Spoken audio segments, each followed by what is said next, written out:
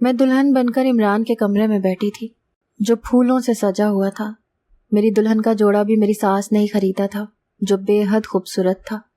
کمرے کا دروازہ کھلا تو عمران اندر داخل ہو گئے۔ مجھے دیکھ کر ایک دل فریب سی مسکراہٹ ان کے چہرے پر سج گئی تھی۔ میں بھی ایک خوبصورت مسکان سجائے بیٹھی تھی۔ وہ میرے سامنے آ کر بیٹھ گئے۔ سب سے پہلے مجھے رونمائی کی انگوٹھی پہنائی، پھر کہنے لگے تم بہت خوبصورت ہو۔ میں ان کی تعریف پر جھینک سی گئی تھی۔ پھر میرا ہاتھ تھامے میرے ہاتھ کی مہندی غور سے دیکھنے لگے، پھر کہنے لگے کہ مہندی بہت اچھی لگائی ہے تم نے، اور تمہارا عروسی جوڑا بھی بے حد حسین ہے، لیکن تمہاری لپسٹک کا کلر مجھے پسند نہیں، اگر میرون کلر لگاتی تو زیادہ اچھا لگتا، مجھے وہ رنگ بے حد پسند ہے۔ ایسی بات پر میں بری طرح سے نروس ہوئی کہ اچانک سے ہمارے کمرے کے دروازے پر دستک ہوئی۔ عمران جو میری تعریف میں کھو سے گئے تھے یکدم سے چونکے تھے، نہ جانے کیوں ان کے چہرے کی رنگت پل میں بدلی تھی۔ کہنے لگے امی آ گئی ہیں۔ یہ کہہ کر وہ جلدی سے بیڈ سے اٹھے اور کمرے کا دروازہ کھول دیا۔ میں تو ٹھیک سے ان کی بات پر حیران بھی نہیں ہو پائی تھی کہ اس وقت میری ساس کمرے میں کیوں آ گئی، لیکن جب کمرے کا دروازہ کھلا تو میری ساس ہی دودھ کا گلاس لیے کھڑی تھی۔ اس ماحول میں میری ساس کی آمد مجھے شرم سے نظریں جھکانے پر مجبور کر گئی۔ یہ بھلا کون سا طریقہ تھا؟ انہوں نے عمران سے کہا تم دوسرے کمرے میں جا کر سو جاؤ، مجھے بہو سے بات کرنی ہے۔ اپنی ساس کی بات سن کر مجھے حیرت کا جھٹکا لگا۔ عمران کیوں دوسرے کمرے میں سوئیں گے؟ عمران ایک بھرپور نظر مجھ پر ڈال کر کمرے سے باہر نکل گئے۔ مجھے یہ بات سمجھ نہیں آ رہی تھی کہ میری ساس نے عمران کو باہر کیوں بھیجا ہے اور وہ دوسرے کمرے میں کیوں سوئیں گے۔ میری ساس مسکراتی ہوئی میرے پاس آ کر بیٹھ گئی، پھر مجھے دیکھ کر کہنے لگی میں نے تمہیں صرف تمہاری خوبصورتی دیکھ کر پسند کیا ہے، ورنہ میرے بیٹے کے لیے امیر سے امیر لڑکیوں کے رشتے موجود تھے، لیکن مجھے تم پسند آ گئی۔ اب یہ دوا کھاؤ اور دودھ پی کر سو جاؤ، اس دوا سے تمہیں چاند سا بیٹا ہوگا۔ میرا تو موڈ خراب ہو گیا۔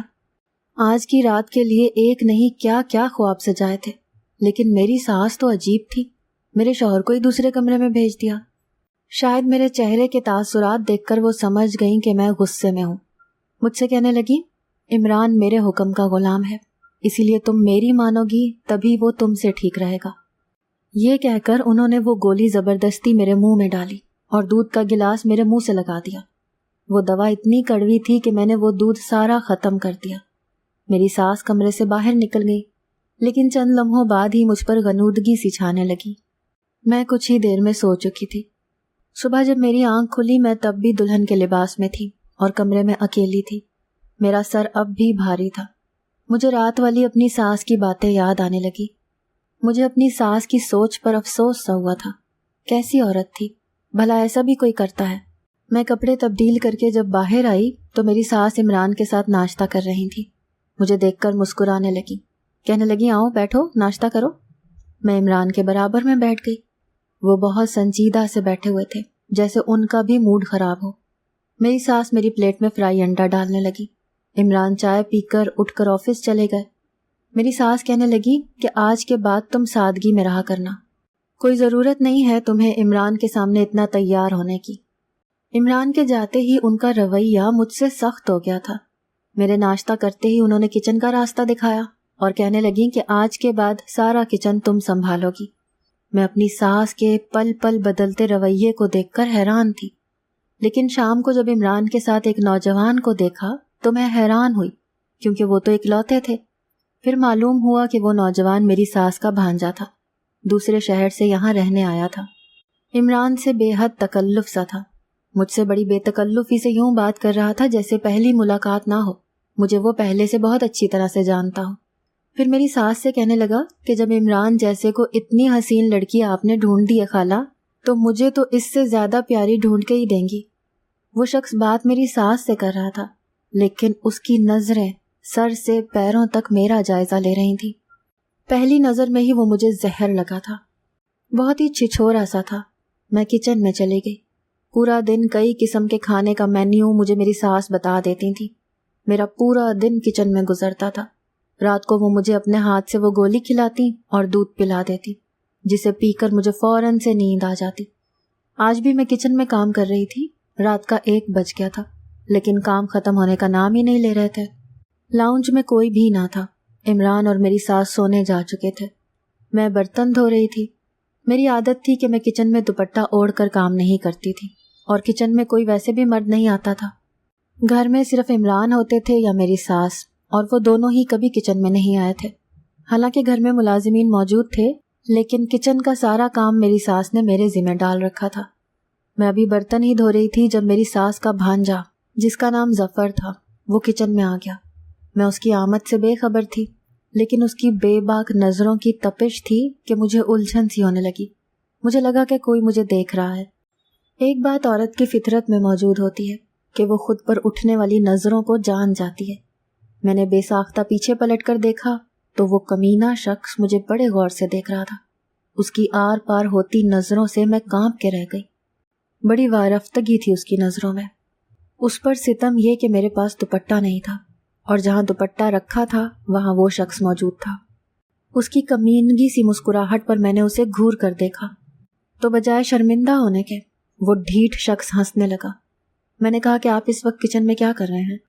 میں نے سخت لہجہ اپنایا تھا تاکہ وہ کچن سے باہر آ جائے، لیکن وہ شخص تو بڑا ڈھیٹ تھا۔ میرے قریب آ کر بولا، اب اگر بندے کو اچانک سے پیاس لگ جائے تو وہ کیا کرے؟ یہ کہہ کر وہ فریج کی طرف بڑھ گیا۔ میں نے جلدی سے اپنا دوپٹہ لیا اور خود پر اچھے سے ڈھانپ لیا اور دوبارہ سے برتن دھونے لگی۔ وہ کمینہ ایک ایک گھونٹ بڑے مزے اور آرام سے شلف سے ٹیک لگائے پی رہا تھا اور مجھے دیکھ رہا تھا۔ میں جانتی تھی کہ مجھ پر اس کی نظریں جمی ہوئی ہیں، لیکن میں نظر انداز کر رہی تھی۔ جلدی جلدی برتن دھو رہی تھی تاکہ میں جلد ہی کچن سے باہر نکل جاؤں۔ وہ کہنے لگا، مجھے بڑا افسوس آتا ہے ایک خوبصورت لڑکی پر، اتنا حسین روپ اور شوہر بھی کیسا ملا، عمران جیسا، جس کا ہونا نہ ہونا برابر ہے۔ خالہ کا غلام ہے وہ، مجھ جیسا ہوتا تو تمہارے حسن کو۔ اس سے پہلے کہ وہ مزید کوئی گھٹیا بکواس کرتا، میں نے تھپڑ اس کے منہ پر مار دیا۔ اسے شاید مجھ سے ایسی توقع نہ تھی، اسی لیے مجھے حیرت اور غصے کے ملے جلے جذبات سے دیکھنے لگا۔ میں نے کہا کہ آئندہ زبان سنبھال کے بات کرنا۔ میں اسے اس کی اوقات یاد دلانا چاہتی تھی، لیکن اس نے میری کلائی زور سے پکڑ لی۔ تم نے اچھا نہیں کیا مجھے تھپڑ مار کر، اب دیکھو میں تمہارے ساتھ کرتا کیا ہوں۔ یہ کہہ کر اس نے میری کلائی چھوڑی اور کچن سے باہر نکل گیا۔ جس قدر وہ غصے میں کہہ کر گیا تھا، میرا دل خوف سے لرزنے لگا، نہ جانے کیا کرے گا۔ میں اپنے کمرے میں چلی گئی، کمرہ بھی بند کر کے لاک کر دیا، لیکن مجھے ڈر لگ رہا تھا۔ اس شخص کی نظریں مجھے یہ تو سمجھا گئی تھیں کہ وہ مجھ پر اچھی نظر نہیں رکھتا۔ میری عمران سے بس اسی دن بات ہوئی تھی، شادی کی رات، وہ بھی بس چند منٹ کی۔ اس کے بعد تو میری ساس نے میرے شوہر کو میرے پاس آنے ہی نہیں دیا تھا۔ وہ مجھے روز نشے کی دوا کھلا دیتی تھی۔ میں اب بھی خوف کے مارے اپنے کمرے میں کانپ رہی تھی جب میرے دروازے پر دستک ہوئی۔ میرا دل سوکھے پتے کی مانند کانپ سا گیا کہ کہیں ظفر نہ ہو، لیکن میری ساس تھی۔ میں نے دروازہ کھولا تو وہ دودھ اور دوا لیے کھڑی تھی۔ مجھ سے کہنے لگی، دروازہ کیوں لاک کیا تھا؟ وہ کمرے میں آ کر میرے کمرے کا جائزہ لینے لگی۔ کہنے لگی، کیا عمران کمرے میں ہے؟ میں نے نفی میں سر ہلا دیا۔ انہیں شاید یہ ڈر تھا کہ کہیں میرا شوہر میرے کمرے میں نہ ہو، اسی لیے دروازہ لاک ہے، کیونکہ وہ مجھے دروازہ لاک کر کے سونے نہیں دیتی تھیں۔ پھر جب ان کی تسلی ہو گئی تو وہ مجھے دوا اور دودھ پلا کر چلی گئیں۔ میں پھوٹ پھوٹ کر رونے لگی۔ شوہر کے ہوتے ہوئے بھی میں ایک تنہائی کا عذاب سہ رہی تھی۔ اس پر وہ شخص کسی خوف کی طرح مجھ پر مسلط ہونے لگا تھا۔ مجھ پر نیند کی غنودگی چھانے لگی۔ میں کچھ ہی دیر میں سو گئی۔ کچھ دنوں سے ظفر نے میرا جینا محال کر رکھا تھا، ہر وقت میرے پیچھے رہنے لگا تھا۔ میری ساس بھی اسے منع نہیں کرتی تھی۔ میں تنگ آ چکی تھی۔ ایک بار میری صبح جلدی آنکھ کھل گئی۔ میں کمرے سے باہر آئی تو اسی وقت عمران جاگنگ کر کے لوٹے تھے۔ انہیں دیکھ کر مجھے طیش آنے لگا۔ کیسا شوہر تھا میرا، جو مجھے میرا حق دے رہا تھا نہ تحفظ۔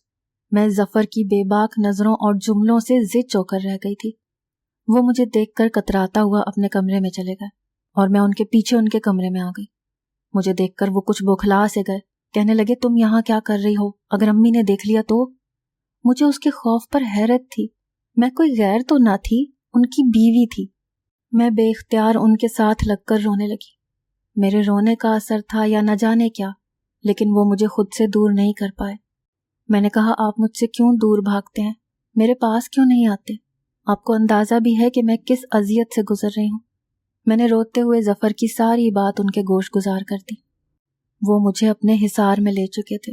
مجھ سے کہنے لگے، تم فکر مت کرو، میں آئندہ تمہارا خیال رکھوں گا۔ ایک عجیب سا سکون تھا عمران کی پناہوں میں، ایک تحفظ کا احساس۔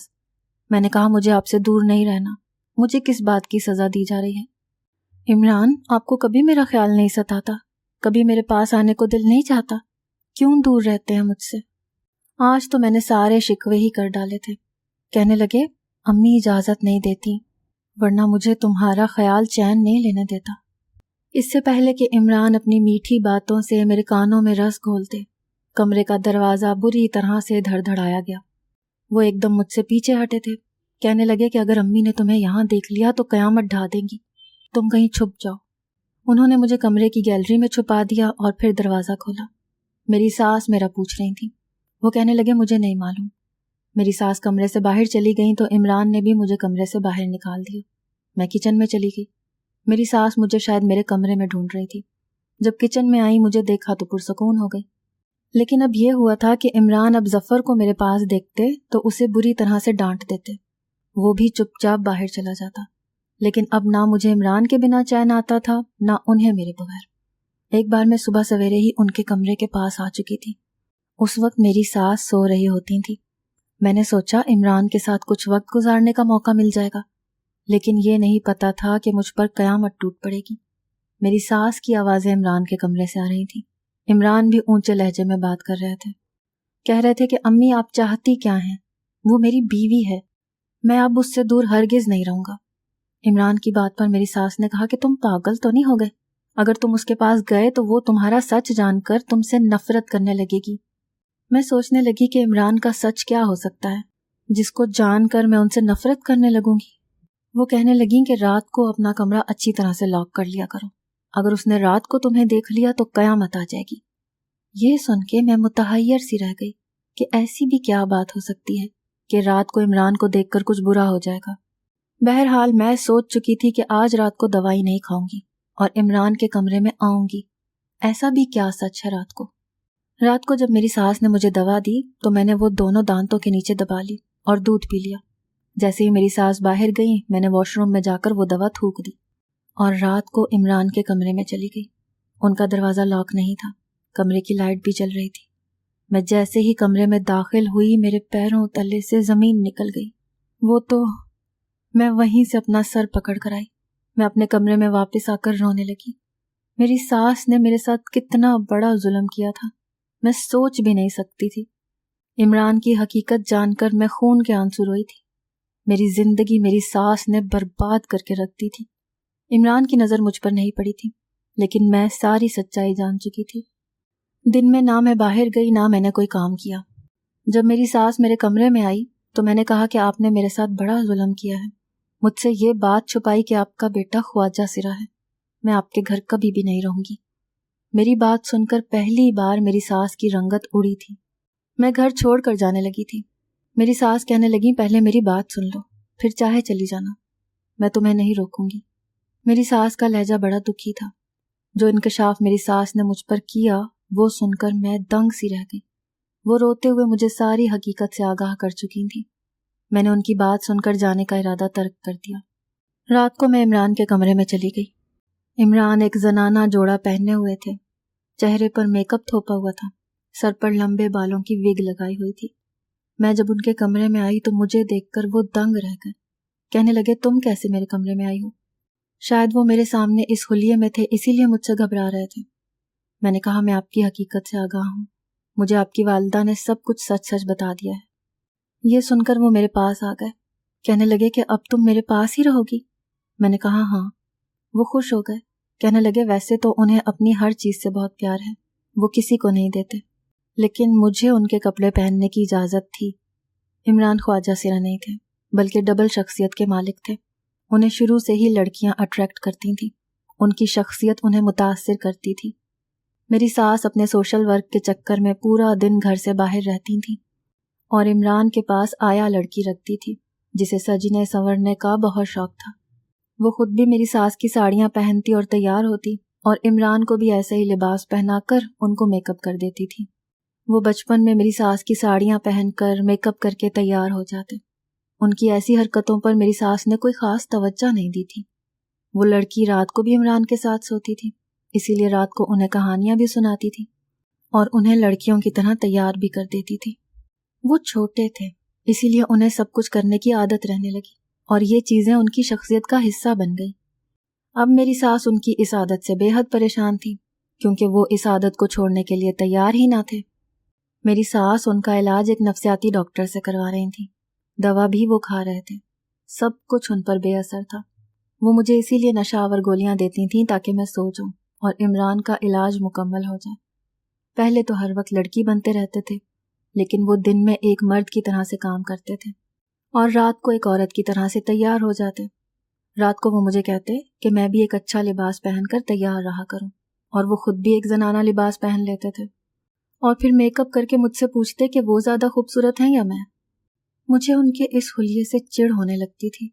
میں انہیں پیار سے سمجھانے لگتی کہ وہ یہ سب چھوڑ دیں، لیکن وہ نہیں مانتے تھے۔ مجھ سے ایک بار کہنے لگے کہ تم میرے حسن سے جلتی ہو، میں ان کپڑوں اور میک اپ میں تم سے زیادہ حسین لگتا ہوں۔ ایک بار وہ مجھے کہنے لگے، جب تم دلہن بن کر میرے کمرے میں آئی تھی تو مجھے بہت اچھی لگی تھی، اگر امی نہ جاتی تو میں تمہارا دلہن کا لباس پہن کر میں بھی تمہیں دکھاتا تاکہ میں وہ پہن کر کیسا لگتا ہوں۔ وہ عورتوں کی طرح سر ہاتھ چلاتے، ویسی ہی ادائیں اپناتے۔ مجھے ان کے ساتھ اٹھتے بیٹھتے ہوئے الجھن سی محسوس ہوتی تھی۔ وہ کہنے لگے کہ انہیں مرد بالکل نہیں پسند، ہم دونوں ہمیشہ یوں ہی رہیں گے۔ ایک بار جب وہ کمرے میں آئے تو میں نے ان کا لباس پہن رکھا تھا۔ میرا چہرہ میک اپ سے مبرا تھا، یعنی میں نے میک اپ نہیں کیا تھا، اپنی وضع بالکل مردوں جیسی کر لی تھی، سر پر مردوں کے بال جیسی وگ بھی لگا لی۔ مجھے دیکھ کر عمران غصے سے مجھے دیکھنے لگے، میرے پاس آ گئے، کہنے لگے تم نے بال کٹوائے ہیں؟ تم جانتی ہو مجھے لمبے بال کس قدر پسند ہے، تم مجھے لڑکیوں کے حلیے میں ہی اچھی لگتی ہو، جاؤ جا کر اپنا حلیہ بدلو۔ میں نے کہا میں اب ایسی ہی رہا کروں گی، کیونکہ میرا حلیہ تو آپ نے ایک مرد ہوتے ہوئے اپنا لیا ہے، جو مجھے بالکل بھی نہیں پسند۔ وہ مجھ پر غصہ ہونے لگے، لیکن میں نے ان کی ایک نہ سنی اور روزانہ ایک مردانہ لباس پہن لیتی۔ اب وہ مجھ سے چڑھنے لگے، کہنے لگے تمہیں اللہ نے عورت بنایا ہے، اسی کے حسن سے تمہیں نوازا ہے، تمہیں تو شکر ادا کرنا چاہیے۔ میں نے کہا کہ آپ کو بھی اللہ نے مرد بنایا ہے، آپ کو بھی اس پر شکر ادا کرنا چاہیے۔ جیسے آپ کو میں اپنے برعکس حلیے میں بری لگتی ہوں، آپ بھی مجھے اچھے نہیں لگتے۔ جب ہم اللہ کے قانون سے ہٹ کر چلتے ہیں تو کسی بھی آنکھ کو نہیں بھاتے۔ اللہ تعالیٰ کو بھی یہ بات پسند نہیں ہے۔ میری بات پر وہ چپ سے ہو گئے۔ اگلے روز جب میں کمرے میں گئی تو وہ ایک مردانہ لباس میں تھے۔ کہنے لگے تم ٹھیک کہتی ہو، مرد کو اللہ نے جب مرد بنایا ہے تو اسے مرد ہی دکھنا بھی چاہیے۔ جو کام پچھلے کئی سالوں سے ڈاکٹر نہیں کر پایا تھا، وہ چند دنوں میں نے کر دکھایا تھا۔ میری شادی کو 4 سال گزر گئے تھے، اب ہمارا ایک بیٹا بھی تھا۔ عمران بالکل ٹھیک ہو چکے تھے اور میں ان کے ساتھ بہت خوش تھی۔